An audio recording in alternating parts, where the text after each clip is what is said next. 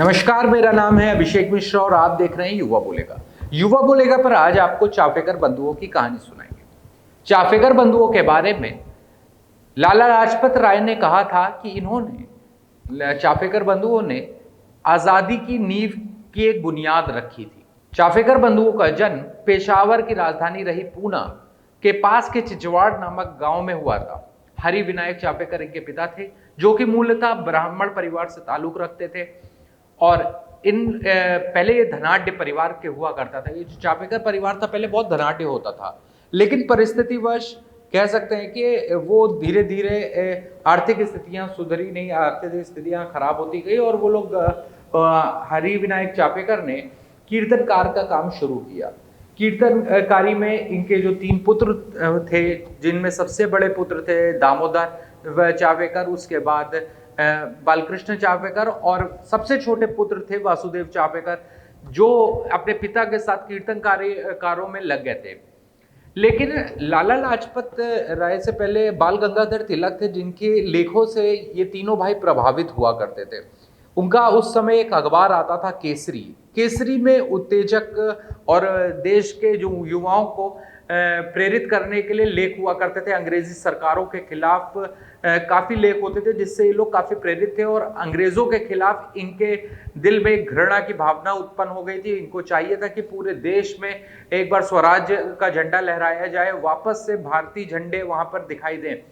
इसी को लेकर दामोदर, जो कि सबसे बड़े पुत्र थे, उन्होंने खेलकूद में आगे रहते थे और अपना प्रशिक्षण, जो कि कह सकते हैं अभ्यास करते करते उन्होंने अपना शरीर जो है फौलाद का बना लिया था। दामोदर चाफेकर दिल से राष्ट्रवादी थे और उनको लगता था कि इस तरीके से हम लोगों को आगे बढ़ना चाहिए और उनसे प्रभावित होकर जो उनके दोनों भाई थे बालकृष्ण और वासुदेव भी उनकी तरह राष्ट्रभक्ति के मार्ग पर जाने के लिए प्रेरित हुए।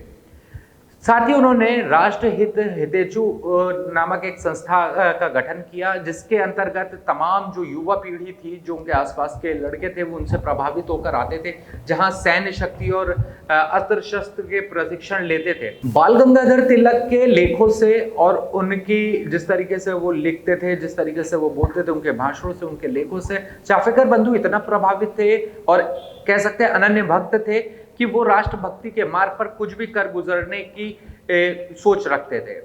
ऐसा ही एक बार हुआ, एक वाकया था। मुंबई गए जो इनके पिता थे हरि विनायक चाफेकर, वो कीर्तन कार्य के लिए मुंबई गए और उन्हीं का सहयोग में उनके साथ देने के लिए उनके तीनों पुत्र मुंबई जाते हैं और वहां पर रानी विक्टोरिया की मूर्ति लगी देखते हैं। इन लोगों अपने क्रोध पर, अपने आवेश पर काबू नहीं रख पाए और उन्होंने वहां पर डामर से रानी विक्टोरिया के चेहरे पर डामर डाल दिया, उसको पोत डाला और उसके बाद जूतों की माला पहना दी। उनके इस कृत्य से काफी अंग्रेजी सरकार में भी काफी विद्रोह होने लगा। उनका नाम एक बार उभर के पहली बार जब आया तो वो ये घटनाक्रम हुआ करता था। उन्हीं दिनों पुणे मुंबई में प्लेग का एक बहुत बड़ा दौर आया था। प्लेग इतनी बड़ी महामारी थी कि काफी जाने जा रही थी, लोग प्रभावित हो रहे थे। उसी दौरान अंग्रेजी सरकार ने भारतीय सिविल सेवा के एक अधिकारी WC रैंड को नियुक्त किया प्लेग अधिकारी बनाकर, जो कि जांच करे कि कहाँ कहाँ ये प्लेग फैला है और इसको काबू पाया जा सके। लेकिन WC रैंड भारतीय मूल के लोगों से बेइंतहा नफरत करता था, घृणा करता था। उसको जब ये पद मिला तो वो उसके पास एक तरीके से इजाजत मिल गई थी, उसको परमिशन मिल गई थी, वो किसी के घर में भी घुस जाता था बिना कहे। जो महिलाएं थी, जो अधिकारी हुआ करते थे, वो महिलाओं पर की इज्जत पर हाथ डालने लगे थे और इस तरीके की नफरत पूरे समाज में फैल गई थी। उनसे WC रैंड के अत्याचारों से काफी लोग प्रभावित हो गए थे और ऐसे में जो जन आक्रोश था वो WC रैंड के खिलाफ बढ़ता जा रहा था। इस सब चीजों को देखकर चाफेकर बंधु भी काफी ज्यादा नाराज हुए और चाफेकर बंधुओं ने यह तय कर लिया कि WC रैंड को सबक सिखाना पड़ेगा। लेकिन WC रैंड लगातार अपनी इस कुकृत्यों की वजह से दामोदर के टारगेट पे आ गए और उन्होंने निश्चय कर लिया कि अब इनका काम तमाम करना पड़ेगा। दामोदर ने विचार बनाया, प्लानिंग करने में लग गए और जो बारूद है, बंदूकें हैं, उनको इकट्ठा करने का काम दामोदर ने शुरू कर दिया। इसके बाद शुरू हुआ रैंड की पहचान का दौर। रैंड की पहचान करने के लिए चाफेकर बंधुओं और उनके साथियों ने दिन रात एक कर दी है। लगातार सबसे पहले बालकृष्ण और वासुदेव लगातार उनकी दिनचर्या पर नजर रखने लगे कि वो कब आते हैं, कहाँ जाते हैं, उनकी एक एक टाइमिंग पे नजर रखने लगे। वहीं दामोदर ने उनके करीबियों से दोस्ती बढ़ाने की कोशिश की, जो डब्ल्यूसी रैंड के ज्यादा करीब आते थे, जैसे कि पोस्टमैन है, उनके बग्गी वाला है, उन तमाम लोगों से उन्होंने अपनी मित्रता गांठी ताकि उनसे ज्यादा से ज्यादा इंफॉर्मेशन ली जा सके कि वो डब्ल्यूसी रैंड की दिनचर्या क्या है, वो क्या करते हैं। तो एक तरीके से एक पुख्ता प्लान बनाने के लिए जो पूरी रेकी होती है, पूरी प्लानिंग स्ट्रेटेजी होती है, उसके काम में ये लोग लग गए। और दिन तय हुआ रानी विक्टोरिया के राजारोहण की 60वीं वर्षगांठ का दिन। उस दिन डब्ल्यूसी रैंड को जो उनका काम था तमाम करने की प्लानिंग पूरी हुई। 12 जून 1897 को सबसे पहले दामोदर और उनके समूह ने नगर के काउंसिल हॉल में दोपहर को रैंड को तलाश किया, पर उसे वहां ना पाकर सेंट मैरी चर्च में उसे ढूंढा गया, लेकिन भीड़ होने की वजह से वहां भी कुछ ना हो सका। तब रात के 11:30 हो चुके थे जब गणेश खिंड स्थित गवर्नमेंट हाउस के गेट पर दामोदर ने खुद को छुपा लिया। छोटा भाई बालकृष्ण सड़क की दूसरी साइड पर था। अब इंतजार था तो रैंड के लौटने का। कुछ समय ही बीता था कि रैंड की बग्गी आती दिखी। किसी साथी ने पहचान करने के लिए पहले से नियत कोड वर्ड चिल्लाकर बोला कि गोंडिया आला रे, और बालकृष्ण ने उछलकर बग्गी में बैठे व्यक्ति को गोली मार दी। पर वो रैंड नहीं था, वो उसका मिलिट्री एस्कॉर्ट लेफ्टिनेंट आइसर्ट था। पर तुरंत ही दामोदर को गलती का आभास हो गया और महादेव विनायक रनाडे के साथ उन्होंने रैंड पर हमला कर दिया, जिसमें वह बुरी तरीके से घायल हो गया। 3 जुलाई 1897 को उसकी मृत्यु हो गई। इस प्रकार बड़ा ही सुनियोजित तरीके से रची गई यह पूरी योजना अपने लक्ष्य को पाने में सफल रही। इस घटना से अंग्रेजी सरकार हिल गई और अपने अपराधियों को पकड़ने के लिए उसने एक बड़ा अभियान चलाया। काफी दिन तक बचने के बाद द्रविड़ बंधुओं की गद्दारी के कारण अंततः 9 अगस्त को इस पूरी योजना के सूत्रधार और कर्ता धर्ता बड़े भाई दामोदर को गिरफ्तार कर लिया गया। पुलिस ने उनके खिलाफ आरोपों की लंबी चौड़ी सूची तैयार की। 14 अक्टूबर 1897 को दामोदर को मजिस्ट्रेट के सामने पेश किया गया और उन पर कई संगीन धाराओं में मुकदमे की कार्रवाई शुरू की गई। 31 जनवरी 1898 को उनके मंझले भाई बालकृष्ण पर भी मुकदमा हुआ। 3 फरवरी 1898 को ज्यूरी ने उन्हें हत्या का दोषी मानते हुए अपराध को बढ़ावा देने के लिए दोषी करार दिया। तो दामोदर को फांसी की सजा सुना दी गई थी। तो इस सबसे प्रभावित होकर जो सबसे छोटे भाई थे वासुदेव, उन्होंने तय कर लिया कि उनसे गद्दारी करने वाले द्रविड़ भाइयों से वो बदला लेंगे और उनको सबक सिखाएंगे। उनके साथ वासुदेव के साथ महादेव विनायक रनाडे और विष्णु साठे साथ में थे, क्योंकि उन्होंने अपने साथियों की हुई गद्दारी का बदला लेना था।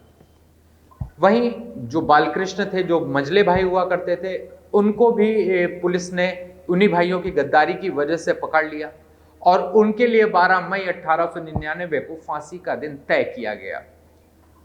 तो अब इस तरीके से द्रविड़ भाइयों की खोज में ये जो सबसे छोटे भाई थे वासुदेव, वो लग गए।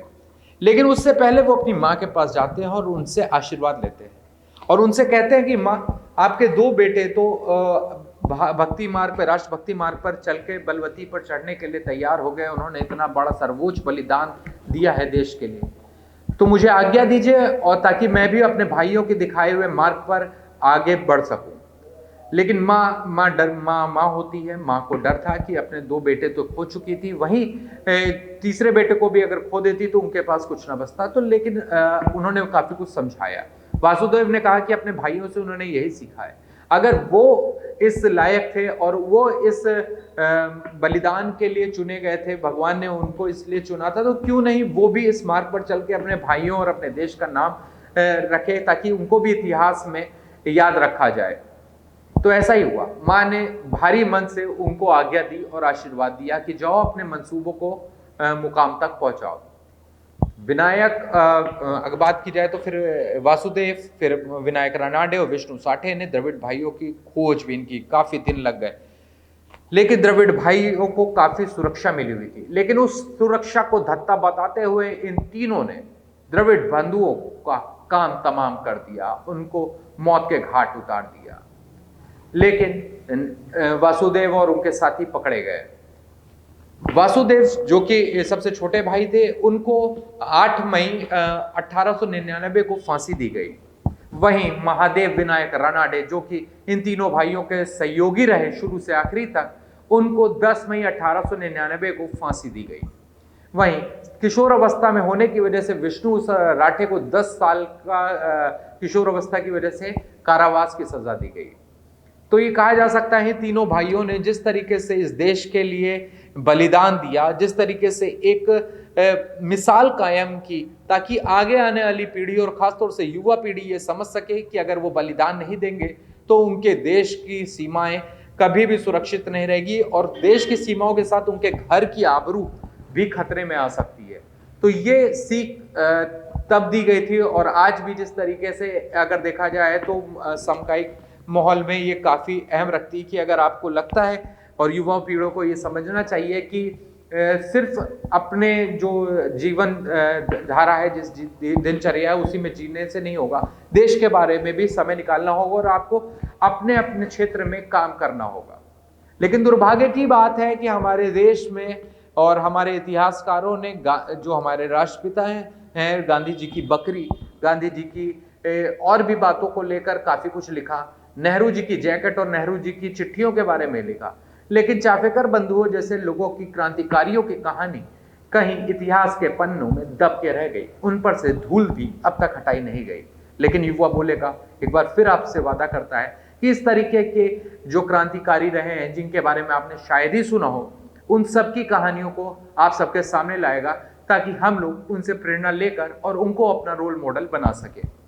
तब तक के लिए हमें इजाजत दीजिए, अगली बार फिर आएंगे इसी तरीके के एक कंटेंट को लेकर। और युवा बोले को देखने के लिए लाइक करें, शेयर करें, सब्सक्राइब करें।